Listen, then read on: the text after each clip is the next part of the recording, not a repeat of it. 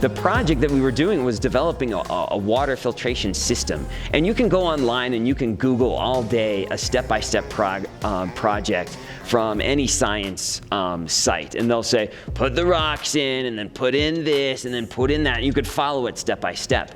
But I challenged my students to make it authentic and make it something that they could build at home, something that they're not going to just encounter on the website. And they ran with it, and they talked with those engineers, and they were able to learn and go above and beyond just the whole A, B, C, D, and here's your solution. They were able to, everyone had something that was different. Everyone was generally looking at the water that was coming out. Was it clear? Was it colored? Why was it colored? Why wasn't it filtered? Why wasn't this working as well as we thought? And it was amazing to see those solutions that they were able to come up with and the creativity of some of the things that they were able to do.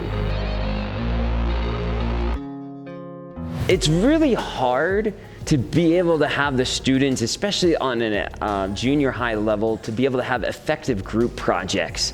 So often you get the group where one person works and the others kind of just slack off and float, if you will. And then you've got the groups who are always fighting and arguing with each other. You're 2 days in and they already want to switch groups. And so for me, PBL, it's amazing to see that they are able to come together and they're able to see this is something that we can actually do together and break down those roles to know that this person's going to do this person's going to do this, and everyone's engaged and everyone's excited about the project.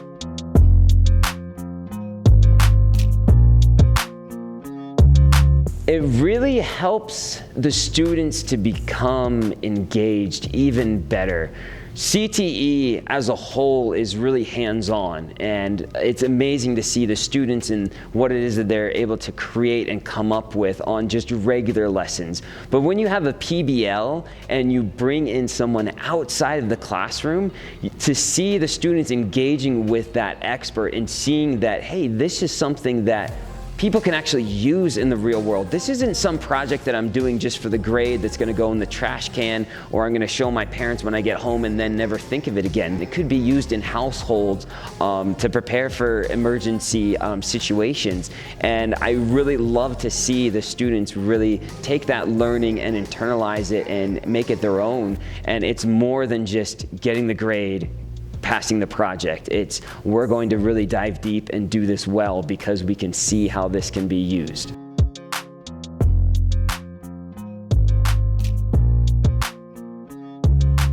It's nice to do PBLs because you can have other people than just the teacher that come in and interact with the students, and the students can then see, hey, this project that I'm doing, I can get paid to work and do stuff like this. When I did my water filtration unit, I had engineers from Salt Lake County come in and talk with the students, and they could learn about, when we hear about water sanitation or water filtration, we think, oh yeah, the waste plant or the water treatment plant, and ew, we got to work with sewage, and oh, it's gross. But they were able to talk with these professionals and talk about some of the things that they did as part of their job, and oh, maybe that might be something that I'm interested in. And it's not just about the stinky, smelly, gross nastiness, but it can be something that can really help save the environment. Engaging with the community definitely really helps to make these projects spectacular.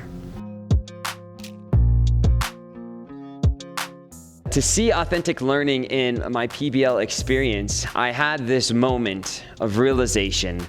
I had some engineers from Salt Lake County that came in, and we were talking about water filtration, and it was chaos. Absolute craziness. Students were out of their seats, people were talking here, people were over here. The engineers were breaking up and going to different groups and talking with people and visiting with people, and I'm standing there as a teacher, I'm like, this is a lot of noise. And I was ready to be like, okay, we gotta quiet down, but all of a sudden I looked around and I realized they're all actually working. Like, they are engaging in the problem. They are working together as a group. They are brainstorming ideas. They are listening to the engineer. They're getting feedback from the engineer. And the engineers were so impressed with the students and their solutions. And that was something that I found was authentic, to be able to see that learning actually taking place.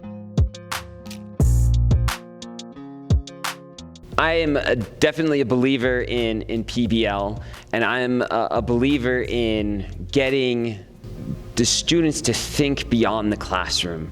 We here at Career and Technical Education, that's what we're all about, is we're trying to get our students prepared for the 21st century, for the real world. And to me, PBL is really the way to go. And we as teachers need to be able to do that, and need to be able to show that we're willing to put in that work so that our students can be able to have these real world experiences to prepare them for the real world.